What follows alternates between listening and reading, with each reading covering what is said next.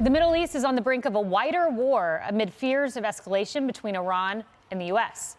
We are still awaiting President Biden's response to the drone attack that killed 3 U.S. service members in Jordan. That happened Sunday.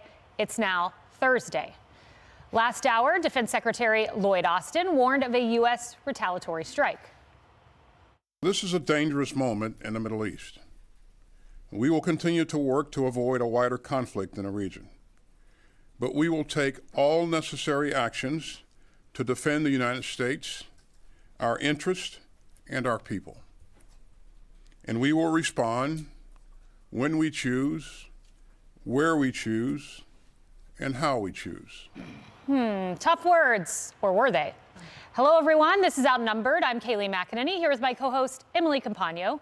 Also joining us, Fox News contributor and president of American Spirit Enterprises, Tammy Bruce, former NFL sideline reporter and the host of the Michelle Tafoya podcast, Michelle Tafoya, and Fox News at night anchor and chief breaking news correspondent all the way from the West Coast, Grace Gallagher. Hey. Well, this morning, Secretary Austin apologized for the lack of transparency over his medical absence for nearly a month. I want to be crystal clear.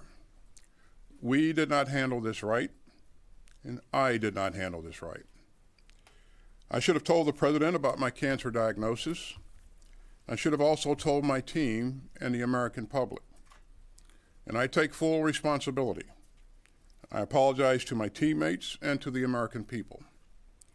Now, I want to make it very clear that there were no gaps in authorities and no risk to the department's command and control. So no gaps in authority, we were assured. As a reminder, the Secretary of Defense is in the chain of command. Also, as a reminder, Don Bacon, congressman, asserted we have 15 minutes to respond to a nuclear attack from Iran or Russia. So with all that in mind, the White House being left in the dark for days, he was asked a question, Trace, about whether those beneath him, who he assured us he did not command to do this, if anyone was disciplined. Listen to what could be described as nothing other than evasive. You said that you never directed anyone to keep this from the White House. Did you direct your staff or others to keep it from the public and from other senior staff members? And if you did not, has anyone been disciplined for doing something that you did not tell them to do? To answer your question on whether or not I directed my staff to conceal my hospitalization from anyone else, the answer is no. No answer on the discipline. Yeah, they just had to do that. And let's face it, you look at this and you know the Pentagon was rudderless for the better part of 3.5, almost 4 days. There was no leadership in the Pentagon, and that's always a problem, especially when you're in the situation that we're in right now. I mean, you've got these decisions. He comes back, he has this press conference, and the first thing he has to answer is his whereabouts, right? Instead of focusing on the pertinent issue, which is Iran, which is the response from this administration. And I think what you're seeing here is they're laying out this plan. We think, you talk to the military experts, their plan is they're going to have this maybe days, weeks long attack on these Iranian proxies, the Houthis, et cetera, and they're going to go on, but probably not going into Iran proper, because that's the hornet's nest that they don't really want. And the president kind of answered that this week when he was asked, do you blame Iran? And he said, well, in the sense that they provide weapons, which is saying, well, not totally, which is an out for him to not go into Iran, to say, listen, this is not the time to go into Iran. And that's the question that a lot of military analysts are wondering is, when do we find out? And is it going to be the big hit, or are they just going to take this thing and kind of last for days and weeks? Yeah, that's the question. One more point, Emily, on the Secretary of Defense's absence, and we are very glad he is in good health and recovering. We wish him that and continue to wish him well. But he assured us his deputy was in charge. Listen to what he had to say. At every moment, either I or the Deputy Secretary was in full charge. And the Deputy Secretary assumed the functions and duties of my office. My duties were transferred to the Deputy. That was planned. So the deputy was fully on board and with it and in action, except let's pull up the CNN headline. Deputy Defense Secretary was not told Austin had been hospitalized when she assumed his duties. Hicks, who was on vacation in Puerto Rico at the time, was not informed. Again, that's CNN reporting. He says otherwise, but all the more reason there should be an investigation. She was not even in the country. That's right. And when she started to make plans to come home, obviously, still without knowing why, only knowing that she was transferred some authorities, they said, oh, no, it's okay. You can stay there. Stay on vacation. We've got it covered. I love the word rudderless, Trace. That was so good. And leaderless. Yes. Rudderless and leaderless. Yes. And the other thing that stuck out to me was the confirmation that we have now, where on January 6th, Secretary Austin, on the same day that he spoke to the press and promised he would do better and promised transparency, he also spoke to his commander-in-chief, the president, and still mentioned nothing about it. It is so much bigger than someone's trying to, oh, I got this, sir. No need to trouble you. And that's being generous if that's what he was feeling. Because the whole point is when you are part of the organization such as that, when you are part of the concrete leadership at the very top of this country, it is so much bigger than yourself, and you are under all obligation, of course, to notify.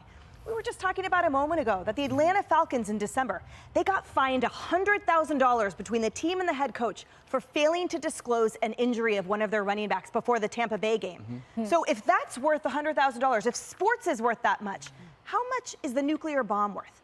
How much is that 15 minutes? How much is leaderlessness, rudderlessness at the top worth to us as Americans? And final point, Peter Alexander asked a great question. He said, and it's sort of related to what you put on, but he said, essentially, people lower than you, if they had done the same thing, they would be disciplined or they would be dismissed. How about you? Yes, great point. And, you know, Kathleen Hicks in a U.S. territory, but nowhere near Washington, D.C.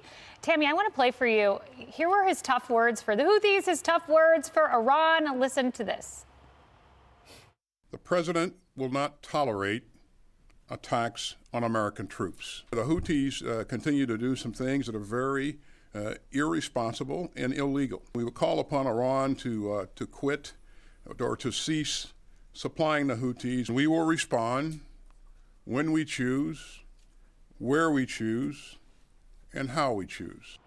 Now, why, Tammy, doesn't he just look in the camera and say, if you harm the head on an American, there will be hell to pay? Yeah. That is not sufficient. Yeah, this is a very good example of why all of this is happening in the first place, right? You've got messages sent from the Afghanistan withdrawal debacle onward that they have no idea what's happening, or they're afraid. It seems to be an afraid American administration. So when you've got that kind of a little bit of a word salad, and it's like asking Ted Bundy to stop, right? It's like, we don't have a crew that's looking for you, but will you just please stop for a little while? That's not going to happen. And what you have as a result, it's like we're not going to put up with American troops being attacked. We've been under attack since October. Over 160 attacks. Yes, we have 3 dead troops as a result of this fecklessness, but dozens of troops who are injured, some seriously, brain injuries, people who will not recover, changing lives forever. So obviously, Iran's laughing because they know what they've been doing, and we stand in front of a TV and say, we're not going to put up with any of this. We are putting up with it. We are accepting it. And if they were aggressive in the first place, those 3 troops would be alive right now because Iran would stop. They didn't react to the killing of Soleimani because they knew that Trump said, if you're going to respond to this, effectively we could make them a parking lot. And they knew it, and they were finally afraid instead of us being afraid.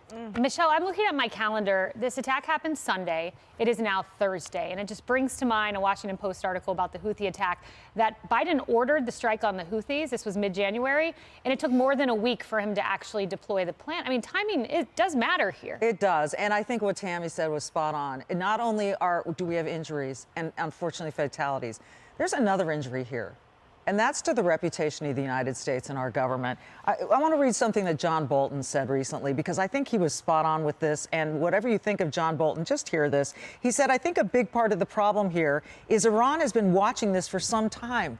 And they see a Biden administration absolutely paralyzed with fear of the political consequences for the president this November because of what Israel's doing to Hamas. It's fearful of a wider war or fearful of escalation. That's reason for Iran to push ahead. And Biden said, Bolton said the Biden administration is sort of genetically unable to point the finger at Iran as responsible for all this. It's like this macro problem within this administration. Fear, fear, fear. We can't blame anybody, and we can't take decisive action. And as you were speaking, the 165 plus attacks from Iran were scrolling beside you. Yep. Well, the U.S. response, we continue to wait. Hey everyone, I'm Emily Campagno. Catch me and my co-hosts Harris Faulkner and Kayleigh McEnany on Outnumbered every weekday at 12 p.m. Eastern, or set your DVR. Also, don't forget to subscribe to the Fox News YouTube page for daily highlights.